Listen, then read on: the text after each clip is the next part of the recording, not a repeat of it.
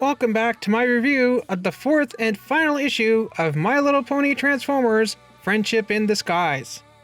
Today, we're starting off with the story Strength in Numbers. This story begins with the Insecticons devouring Applejack's orchard. And it's not just the original 3 Insecticons either. The deluxe Insecticons are here too. Venom, Barrage, Chop Shop, and Ransack. But they are all repainted in the same color scheme as the 3 Insecticons from the cartoon: Shrapnel, Bombshell, and Kickback. Aw man, I really want figures of these guys now. Come on, Hasbro, you love to do repaints. Why not give us new repaints of these guys in both their original color schemes and their more Insecticon-y color schemes? So Applejack tries to shoo the Insecticons away, but to no avail. It is then that Discord shows up, again, and he references the previous story, which we covered last week, where he and Fluttershy encountered Soundwave and his pets. Discord then opens up a bunch of portals and brings all of Applejack's Apple family here to help. Why does this feel like that scene from Avengers Endgame? Is that everyone? What, you wanted more? Apple ponies, assemble! They even charge at each other much like they do in Endgame. This must have been inspired by that scene, right? Next thing you know, they're gonna have a bunch of magic stones or something. So the Apple family successfully defend the orchard and repel the Insecticons. And finally, to finish off this first crossover with Transformers and My Little Pony, we have the story appropriately titled Finale. This story begins with Princess Cadance in her palace when Queen Chrysalis, Megatron, and their armies attack, demanding all the magic items in their possession and wanting to rule the world and do all that kind of stuff that bad guys usually do. But then the Autobots, Twilight Sparkle, and her friends show up to face off against the villains. And I love how Optimus Prime says, "Transform and trot out." And Twilight Sparkle says, "Till every pony are one." Obviously ponified versions of the classic Transformers lines, "Transform and roll out," and "Till all are one." Aw man, why isn't this on a t-shirt? So they all fight, and there's a few interesting and funny bits that I'd like to point out. One is that I actually recognize one of the ponies with Bumblebee in this shot.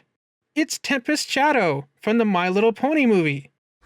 Nice touch, Tempest. Actually, that's not my real name. Ooh, what is it? It's Fizzle Pop Berry Twist. Okay, that is the most awesome name ever! I also like how Twilight Sparkle puts an orange cap on Megatron's fusion cannon. Obviously a joke and a reference about how Megatron is a gun. And even when his Masterpiece toy was sold in the US, even though it wasn't sold at retail, and was presumably only sold to adult collectors, online retailers still had to put an orange safety cap on the end of his gun barrel. Which is actually on his back, not his fusion cannon, but oh well. I also find it interesting how it looks like RC is fighting Crasher in this panel. So I guess not only is this a Transformers and My Little Pony crossover, it's also a Transformers, My Little Pony, and GoBots crossover, as Crasher was originally an evil renegade GoBot before Tonka, who owned GoBots, was bought out by Hasbro. It is then that Spike and Grimlock open a space bridge from the Transformers universe, and Spike is in an exosuit, just like Spike and Daniel's ones from Transformers the movie. Oh, I get it! Because they're both Spike. Aww! We even get a cheeky little nod to that fact as Bumblebee compliments Spike on his exosuit.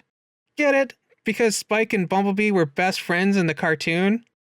So Optimus and Twilight Sparkle combine their powers and send the Decepticons back to Cybertron. And after a delightful tea and Energon party, the Autobots also return to their own world. And Optimus blows up the space bridge so that the Decepticons can't return to Equestria.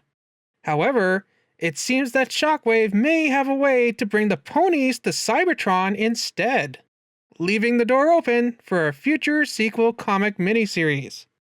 Well, this was a very fun and cute crossover. Again, this last issue was not my favorite.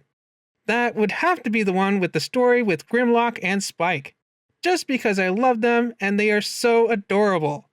And I really like the story with RC, Rarity, and Starscream too. That was pretty fun.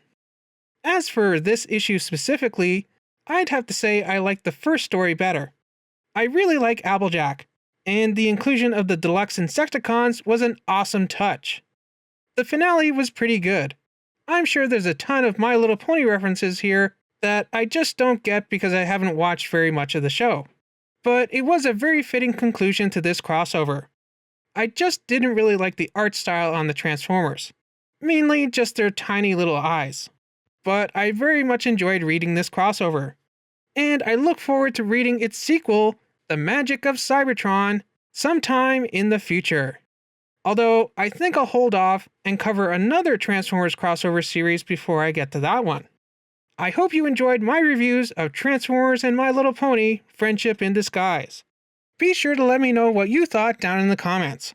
What did you think of this crossover between two of Hasbro's biggest brands? Remember to like, share, and do all that other fun stuff. And join me next time when I'll be reviewing the crossover between my two most favorite brands in the whole world. It's Transformers and Back to the Future. I cannot wait for this one. So I hope to see you back here next time for that. Oh wait, I was just reading the last page and it says the main six. So does that mean that Twilight Sparkle and her friends are referred to as the main six? Oh my Primus, that is too adorable. I love it.